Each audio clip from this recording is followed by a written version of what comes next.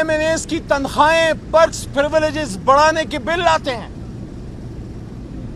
ہم لوگوں کو شرم نہیں آتی؟ قوم کس حالت میں ہے؟ لوڈ شیڈنگ کی کیا صورتحال ہے؟ روزگار کی کیا صورتحال ہے؟ مہنگائی کی کیا صورتحال ہے؟ لوگ اپنے گھر والیوں کی بالیاں اور ان کے کنگن بیچ کے اور قیمتی چیزیں بیچ کے اپنے بجلی اور گیس کے بل دے رہے ہیں.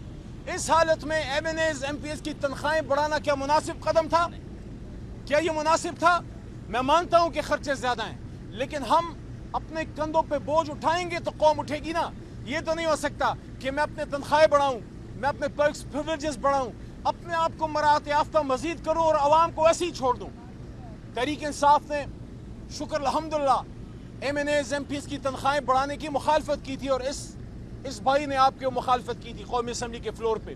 آپ نے تو بچوں کے وہ ڈبے کے دودھ تک کو نہیں چھوڑا. آپ نے تو گھر کی عام خریداری کی عام چیزوں کو آپ نے جو ہے وہ نہیں چھوڑا. آپ نے تو عام آدمی جو موٹر بائک پہ ہے، یہ جو ہمارے کیمرے کے پیچھے بھائی کھڑے ہیں، وہ جو وہاں پیچھے کباڑ کے کام میں کو بھائی اب ہمارے بزی لگ رہے ہیں، یہ آدمی کے پاس ایک موبائل ہوتا ہے.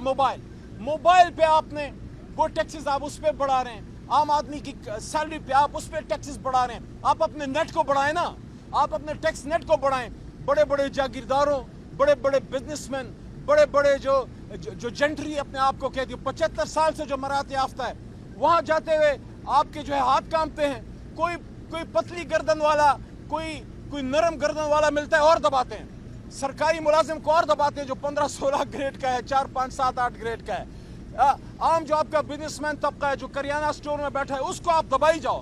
لیکن جس کی موٹی گردن ہے اور خاص کر جس میں سریا فٹ ہو، اس سے آپ 440 واٹ بلی سے اتنا نہیں ڈرتے جتنا آپ اس اشرافیہ سے ڈرتے ہو. پھر آپ کہتے ہو ہم نے عوامی بجٹ بنایا.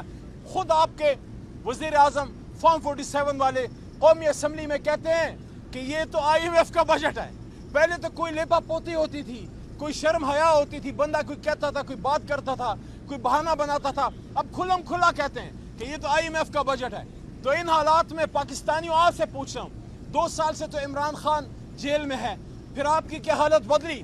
آپ کی زندگی بدلی؟ وہ آدمی تو کرونا میں نکلا ہوا تھا. جب دنیا میں کرونا میں بزنس بند تھا، ہمارا 3 کی جی ڈی پی سے ملک چل رہا تھا. وہ اس کو مزدور کی فکر تھی، اس کو غریب کی فکر تھی. غریب کے ساتھ بیٹھ کے وہ اس کے ساتھ زمین پہ بیٹھ کے کھانا کھاتا تھا. یہ ایک سگنیفیکیشن ہوتی ہے، یہ ایک میسج ہوتا ہے کہ آپ کا وزیر اعظم آپ کے ساتھ زمین پہ بیٹھا ہوا ہے.